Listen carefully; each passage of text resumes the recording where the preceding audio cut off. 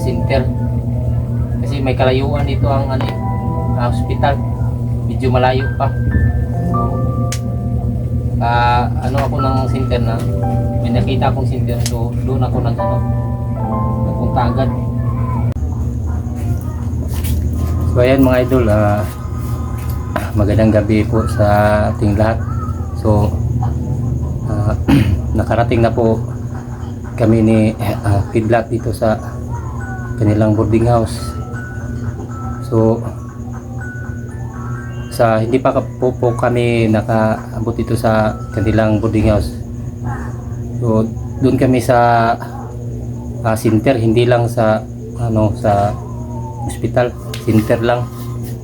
Pero ang sabi doon sa may doktor kasi doon mga idol, sabi ng doktor malala na daw yung niya, sugat, kasi sa tama ng patalim na nakasaksak sa kanya. Ang sabi ng doktor, kailangan daw magbayad bago siya injika ng anti-tetanus. So wala naman akong pera mga idol. So ang ginawa ko, dumiretso ako sa kanilang boarding house. So pinahinga ko muna siya ng dito. So kailangan mga idol, kailangan talagang magpahinga siya dito. Pero siguro mga idol, pagkatapos nito ng pag-update sa kanya, lalakad muna ako mga idol, maghanap ako ng pera. Kasi 4 na inject sa kanya ang kailangan para sa kanyang anti-tetanus. So nandito si Kidlat mga idol sa kwarto nila. So tignan natin mga idol.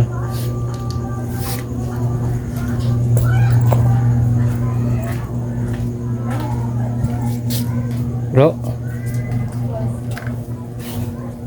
okay ka lang?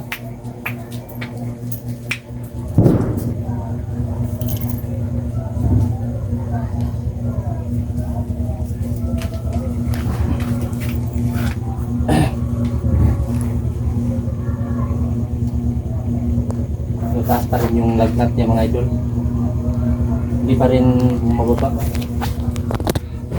Kasi kahit anong pakiusap ko sa doktor kanina sa center, ayaw nila i-injikan si Kidlat kung walang pambayad. Kasi yung napuntahan ko kanina, private yun na center. Kasi may kalayuan dito ang hospital, medyo malayo pa. So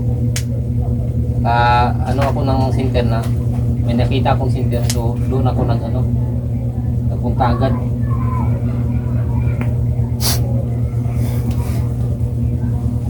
Kita natin sa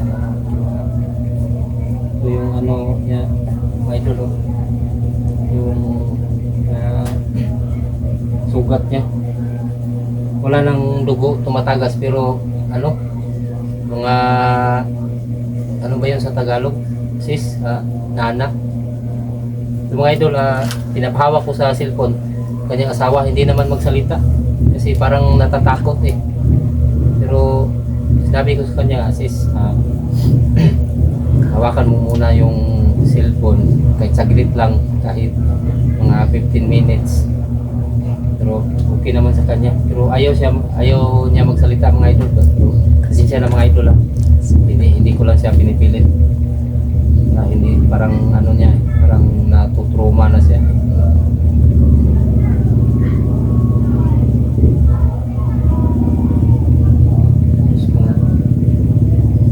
Meron palang akong pera, wala naman akong pera pang sa kanya, kasi yung doktor gusto magbayad agad. per inject sa kanya.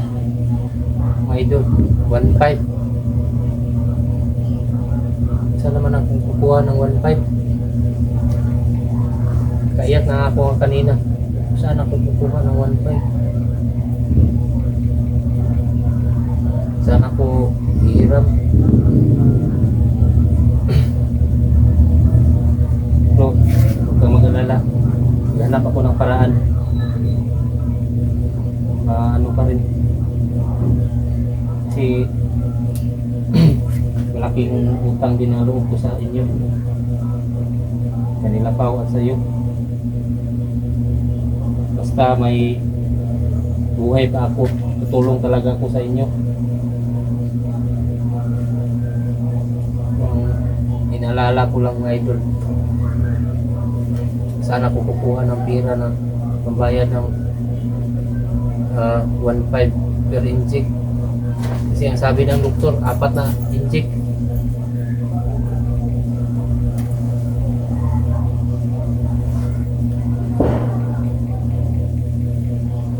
Baka may ano ka dyan,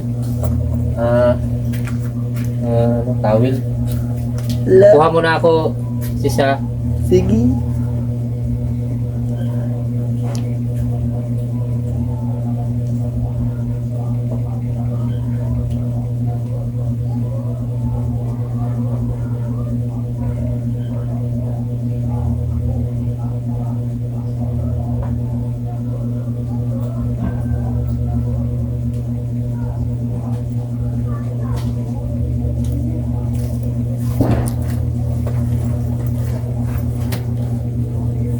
Pumasok ko muna to, sisa. Huwag ka lang ano dyan. Ako na bahala dito.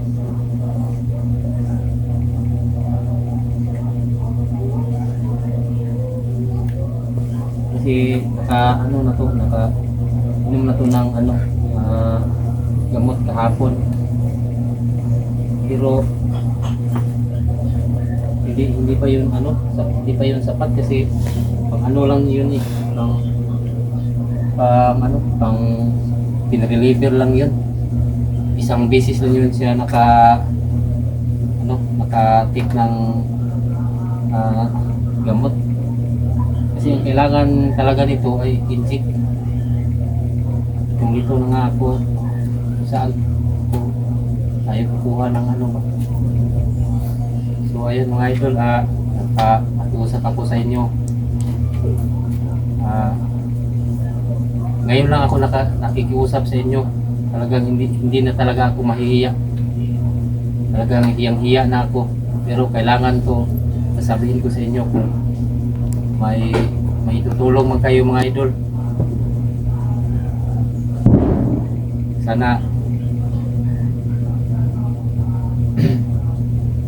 may tutulong tayo kang kidlat. Nung awa na ako sa kanya mga idol. Kalagayan niya ngayon. May tama siya dito. Hindi na dugo yung lumalabas dito sa kanyang tiyan, kundi nana. Parang ba, yung sugat na bitaw na infection, yung puti na yung lumabas sa kanyang tiyan. Kasi yung siguro yung nakasaksak sa kanya may may tawag nito,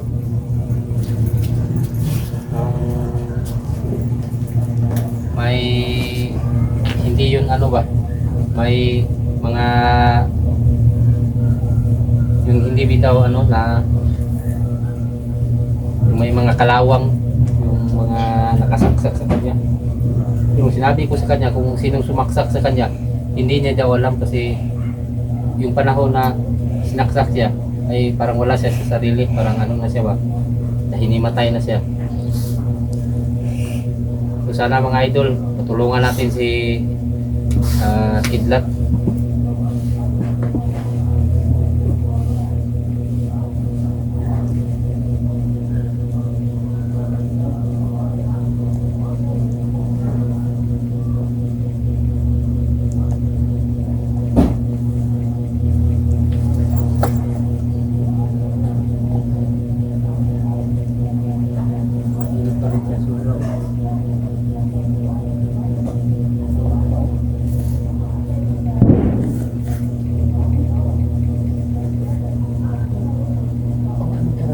pa dito.